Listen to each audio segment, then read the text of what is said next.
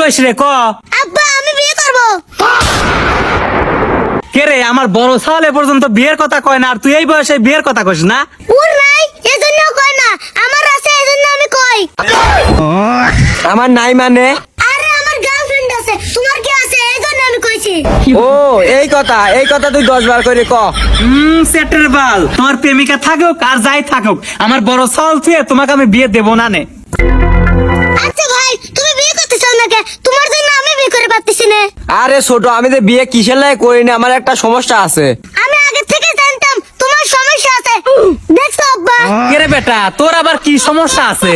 এই স্যার, তুই কি জানিস আমার কি সমস্যা? তুই খালি আন্দাজে কথা কইস। কি সমস্যা আছে তুমি আব্বা কো আমি শুনি। হরে বাপ, তুই ক আমার তোর কি সমস্যা, আমি তোর বাপ লয়, নির্ভয়ে ক। না আব্বা, কবলে আমি, আমার শরম করে।